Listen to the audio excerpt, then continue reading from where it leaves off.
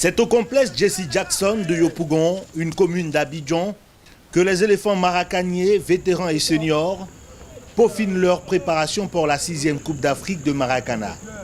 Chez les vétérans, la séance du jour est consacrée au réglage des automatismes.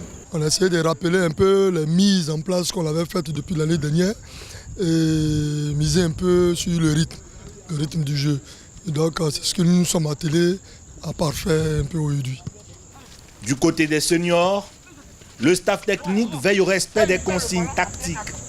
Il faut vraiment beaucoup de discipline, il faut beaucoup de vivacité, il faut beaucoup de dédoublement, il faut des passes précises. Oui, parce que nous jouons en espace réduit, donc quand il y a des ratés, ce n'est pas vraiment bon pour nous.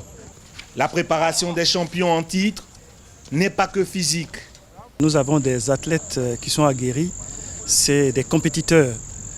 Et actuellement, ce regroupement, c'est de peaufiner un peu l'homogénéité, le collectif et travailler surtout le mental parce que nous allons partir pas en territoire conquis.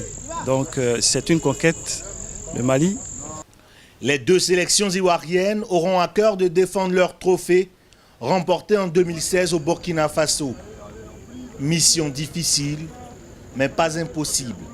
Nous savons que nous sommes l'équipe à battre, donc ça va nous permettre de mieux jouer. Parce que nous savons que nos matchs seront des matchs de compétition, des matchs très durs. Ça va nous permettre d'être concentrés à tout moment pour ne pas perdre nos trophées. L'année passée, on a gagné même le Niger 1-0 en finale. Ça veut dire vraiment les équipes se valent. Donc vraiment, il faut qu'on bosse dur pour arriver vraiment pour garder nos 2 titres. Nos coéquipiers de l'équipe nationale ont besoin de notre forme et nous pensons vraiment apporter ce que nous savons faire en équipe nationale. Et je pense que ça va payer. Nous partons défendre notre titre, hein. Comme toute équipe, hein.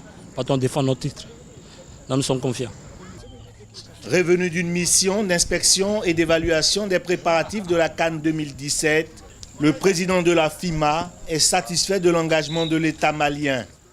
Le défi d'abord pour le gouvernement et le comité d'organisation locale serait de réussir la mobilisation. Et puis pour le reste, Dieu fera que la sécurisation qui est annoncée avec plus de 1500 agents donc mis à disposition, militaires, policiers confondus, MINUSMA confondus, le Seigneur puisse être au rendez-vous pour qu'on puisse en sortir sain et sauf, puisqu'il y avait quelques hésitations au niveau de la destination du Mali. J'ai eu quelques difficultés à convaincre certaines personnes à y venir, mais aujourd'hui c'est une réalité. Le Mali est fréquentable. Il faut faire en sorte qu'au sortir du Mali, tout le monde comprenne que certaines chancelleries ont eu tort de déconseiller la destination malienne.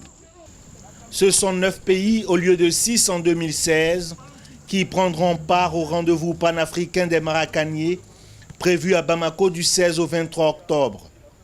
Au Mali, le Maracana sera surtout au service de la paix dans la sous-région grâce à la CFA. Convivialité, fraternité, amitié. Solidarité, c'est ça. Discipline, c'est ça. Victoire.